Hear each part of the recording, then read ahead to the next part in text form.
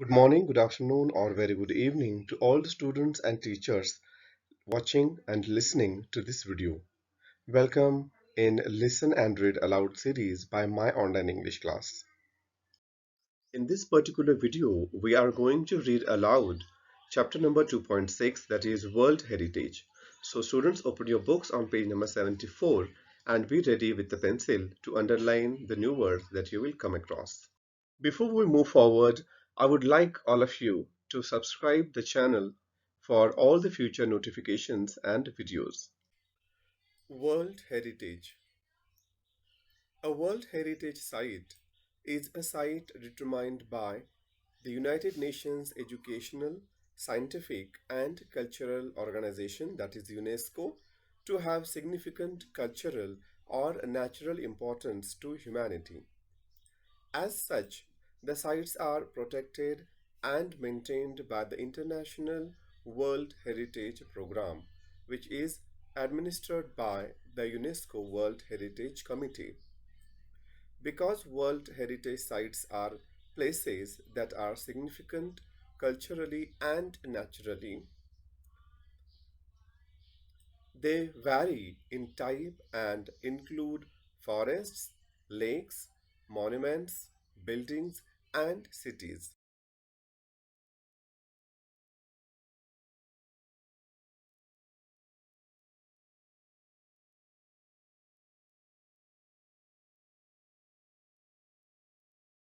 World Heritage Sites can also be a combination of both cultural and natural areas.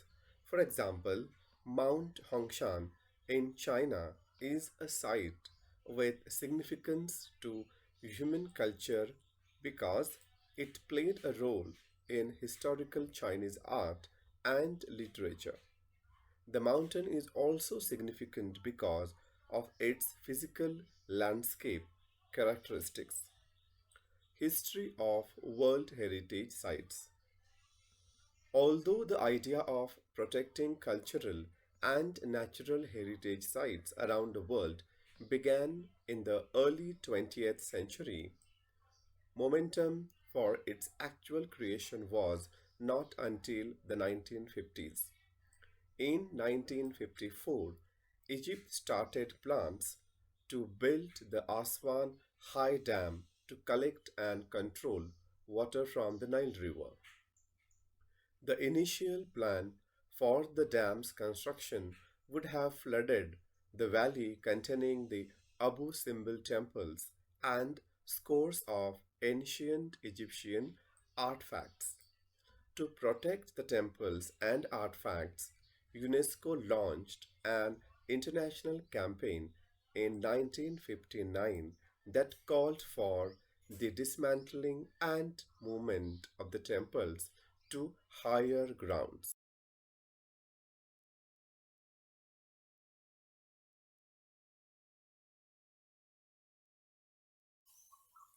The project cost an estimated 80 million US dollars, 40 million US dollars of which came from 50 different countries. Because of the project's success, UNESCO and the International Council on Monuments and Sites initiated a draft convention to create an international organization responsible for protecting cultural heritage. Shortly thereafter, in 1965, a White House conference in the United States called for a World Heritage Trust to protect historic cultural sites, but to also protect the world's significant natural and scenic sites.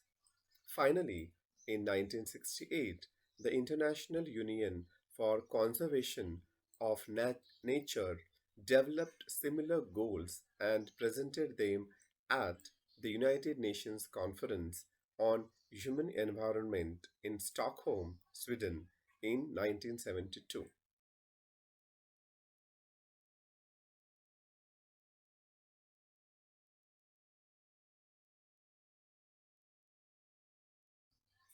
Following the presentation of these goals, the Convention concerning The protection of world cultural and natural heritage was adopted by UNESCO's General Conference on November 16, 1972. The World Heritage Committee.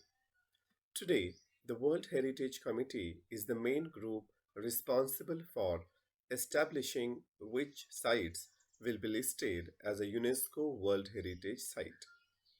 The committee meets once a year and consists of representatives from 21 state parties that are elected for 6-year terms by the World Heritage Center's General Assembly.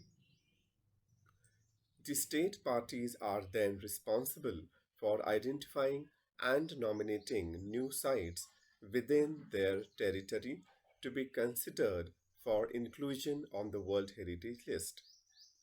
Becoming a World Heritage Site. There are 5 steps in becoming a World Heritage Site. The first of which is for a country or state party to take an inventory of its significant cultural and natural sites. This is called the tentative list, and it is important because nominations to the World Heritage List will not be considered unless the nominated site was first included on the tentative list. Next, countries are then able to select sites from their tentative lists to be included on a nomination file.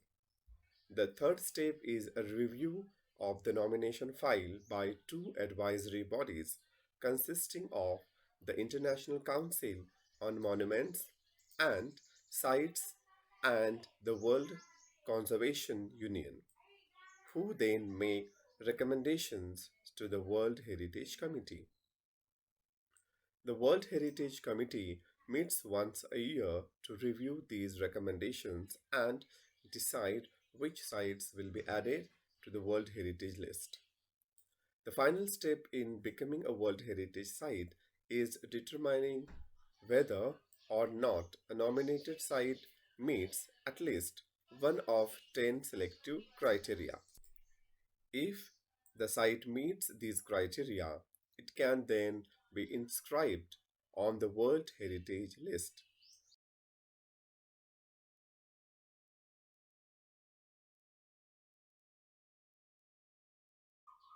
Once a site goes through this process and is chosen, it remains the property of the country on whose territory it sits, but it also becomes considered within the international community. Types of World Heritage Sites. As of 2009, there are 890 World Heritage Sites that are located in 448 countries. 689 of these sites are cultural and include places like the Sydney Opera House in Australia and the Historic Centre of Vienna in Austria.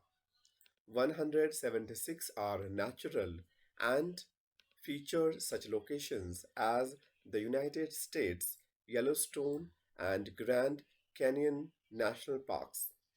25 of the World Heritage Sites are considered mixed, that is, natural and cultural. Peru's Machu Picchu is one of these. Italy has the highest number of World Heritage Sites with 44. India has 36, out of which are 28 cultural, 7 natural, and 1 mixed. World Heritage Sites.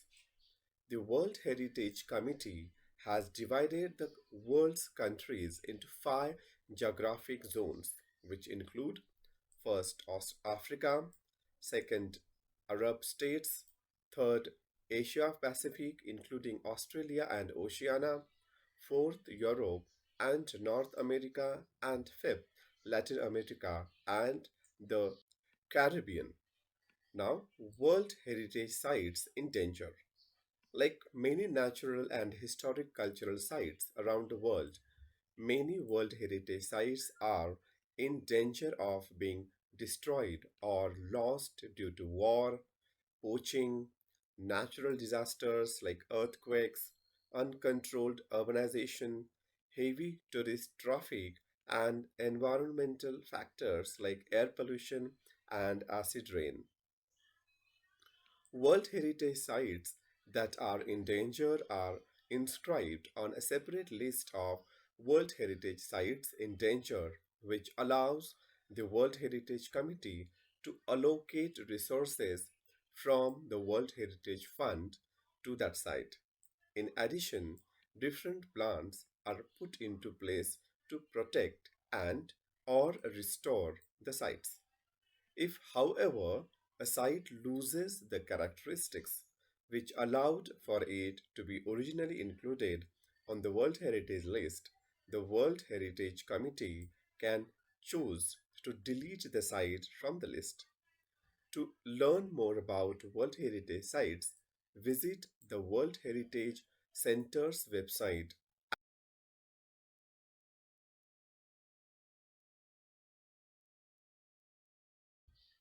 at whc.unesco.org. Thank you so much for listening.